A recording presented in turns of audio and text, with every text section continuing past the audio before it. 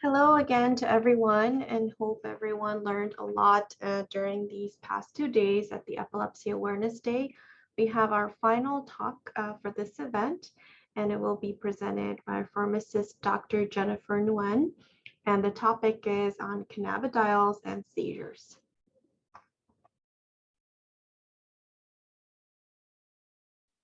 Thank you, Natalia. Thank you everyone for being here. We'll be talking about cannabidiols and seizures today. First and foremost, I have no actual or potential conflicts of interest, and I don't have any financial relationships with any of the commercial products in this presentation. So today we'll be going over cannabinoids, a little bit of background on them, and then we'll talk about their role in seizures, and then go over some practical considerations. So by the end of this presentation, you should be able to review cannabis and its effects on the body. Secondly, understand the current recommendations for CBD and seizures. And then lastly, be able to distinguish between the different CBD products.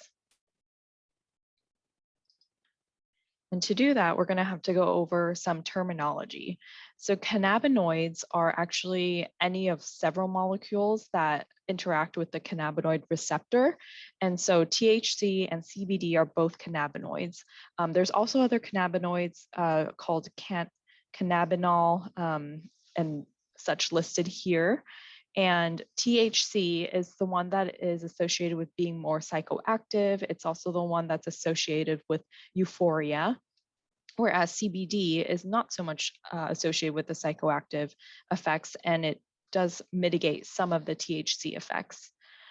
Some other terminology I want to go over is just things that we hear. And so cannabis is actually referring to the name of the plant. It's the scientific name of the plant. And this could be certain varieties such as Cannabis indica or sativa or ruderalis. And then hemp is a name that refers to strains of the plant that contain very little THC. And then lastly, marijuana is actually a slang term. It's of Spanish origin, and the term was actually created to distance cannabis from its medicinal and also industrial uses, and used to create a negative connotation for anti-cannabis legislation. It does have some racial undertones as well. And so it's more of a slang term. All right, so the cannabis plant, we're going to be focusing on Cannabis sativa and Cannabis indica. There's some documentation of using both strains for convulsions as early as 4000 BC in China. For the Cannabis sativa strain, it is more activating compared to Cannabis indica, which is more sedating. And that's due to sativa's higher THC to CBD ratio. It has a lot more THC when compared to Cannabis indica. And on top of that, to confuse us further, there's other chemicals in the cannabis plant as well that also work in the brain. So we have terpenes, flavonoids, just to name a couple, but there's very many more as well. So the cannabis plant is quite complex in that there's multiple molecules in it, and it's not just CBD or not just THC. And to understand how cannabis works in the body, we're going to have to go over a very general understanding of how neurotransmitters work. So our neurons talk to each other through using neurotransmitters and receptors. And the neurotransmitter here in the blue, this is the signal or the message that is released. And then the receptor over here captures and receives that signal, and then something happens after that. And so after the job is done, usually the receptor can take up the neurotransmitter, or it can just diffuse away. It could also be broken down by an enzyme. And it is kind of like a lock and key system. So not just every neurotransmitter can interact with any receptor. It does have to be like a lock and key kind of system. So in the endocannabinoid system, it's comprised of the cannabinoid receptors CB1 and CB2, and you can see the distribution of CB1 is quite concentrated in the central nervous system or in the brain. And the neurotransmitter is just our natural cannabinoids that we naturally circulate, and they are degraded by enzymes.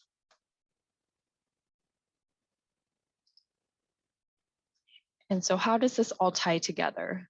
THC does bind directly to the CB1 receptor, and that results in the euphoria or that high feeling. CBD actually does not directly bind to the receptors, but it does interact with the receptors in many different pathways. But what we can take away from this is that CBD does reduce THC's psychoactive effects, and that enhances tolerability, making it easier to take, and also making it having a wider therapeutic window, so having some sort of medical use for it. And once we found that THC was what was responsible for the psychoactive components, that's when the focus shifted to finding out if CBD had some potential therapeutic applications as well. Some side effects of THC and CBD are listed here. So THC is associated with more of the anxiety or depression. The euphoria, like we talked about, also has some paranoia as well, or toxic psychosis, cognitive impairment, and then also could be associated with cannabis hyperemesis syndrome. Whereas CBD is associated with fatigue, especially at very high doses, some nausea, vomiting, diarrhea, fever, and somnolence, basically feeling very sleepy, very drowsy, and then some abnormal liver function tests as well. And they both are associated with dry mouth, dizziness, some low blood pressure, and some high heart rate as well, or tachycardia. So there are some precautions when talking about cannabis or CBD use. And first and foremost, we want to take into account whether or not the patient is a naive or an experienced user. So we are worried about the psychoactive effects. They can be very limiting. They might be the reason why somebody is not able to tolerate using CBD. And to counter that, we want to go with a formulation that has more CBD, because the psychoactive effects, like we talked about, is associated with more of the THC.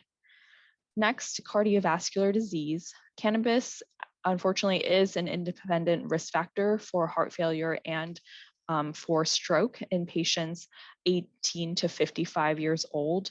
And there's, in using marijuana, there's an increased association of 26% increase in the risk of stroke and about 10% increase in the risk of developing heart failure.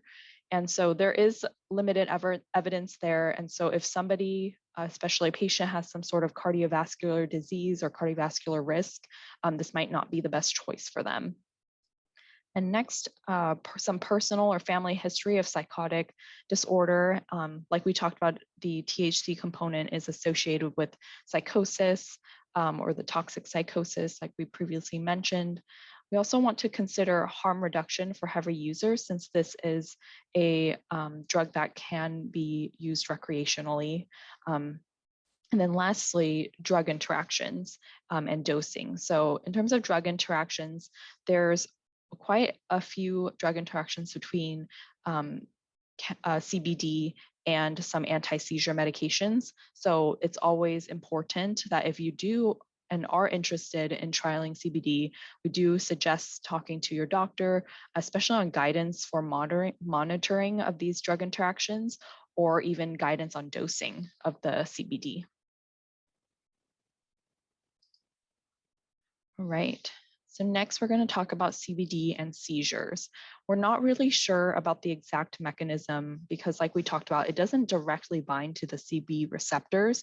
So what that tells us is that it might involve multiple different receptors and multiple different pathways that we're not really clear of yet.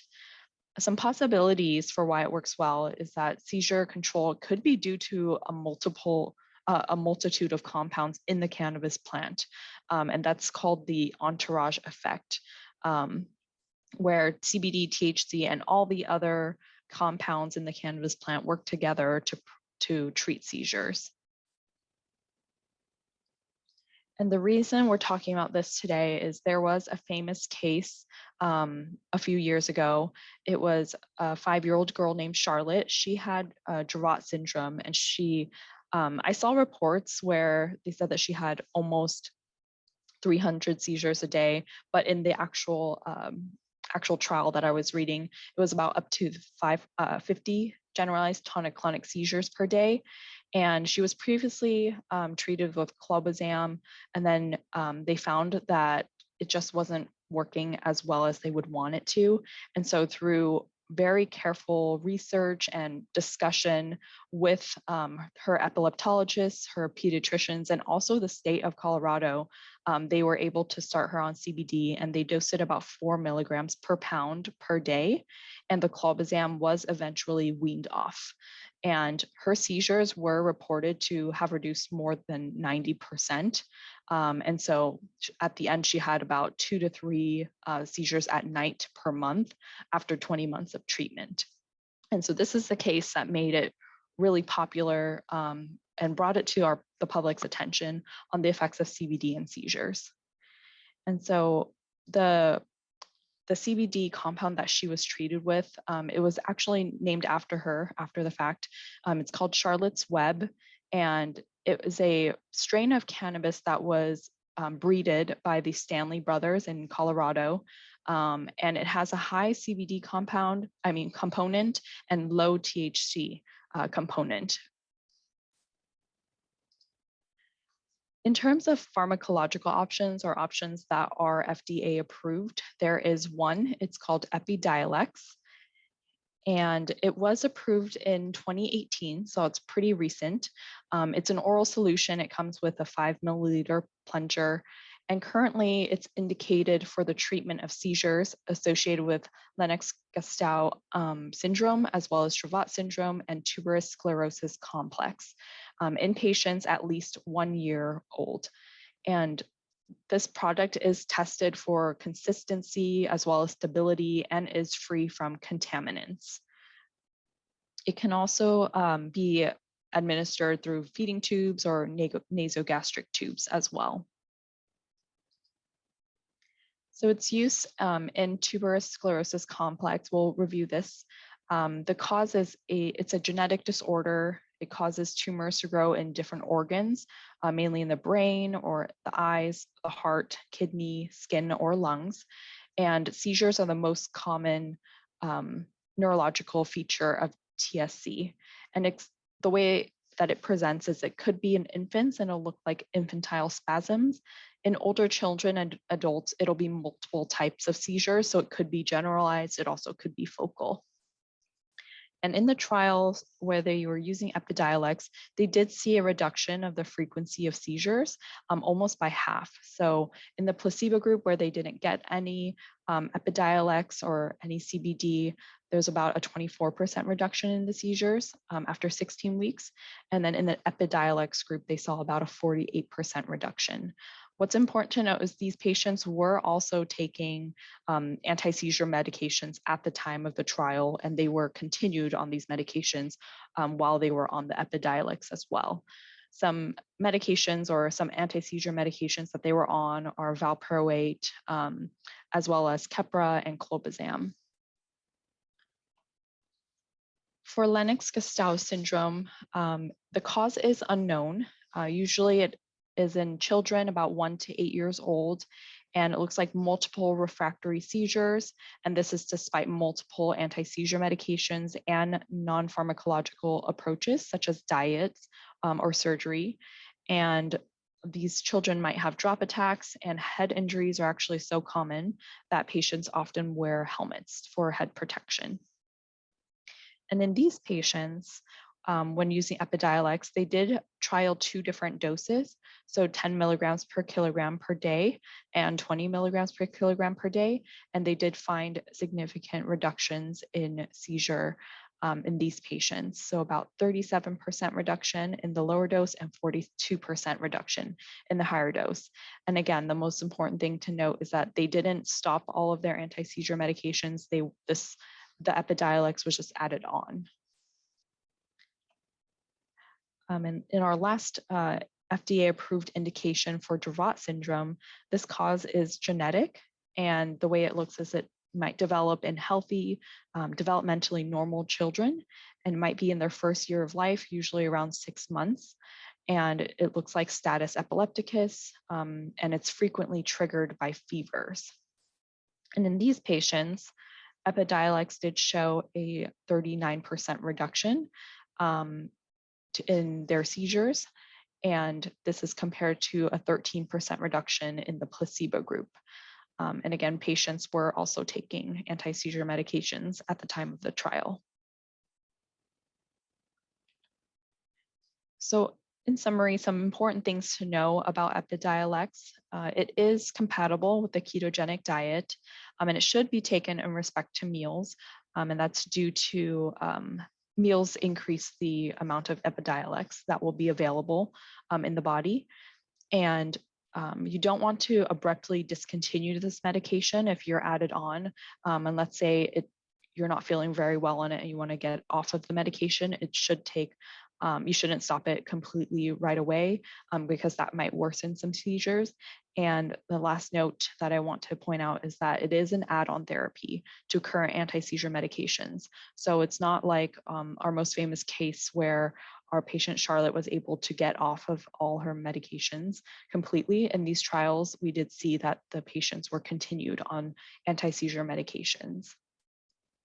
For side effects, it may cause some liver problems, and so you want to monitor for signs of that, such as loss of appetite, nausea, vomiting, yellowing of the skin or eyes, things of that nature.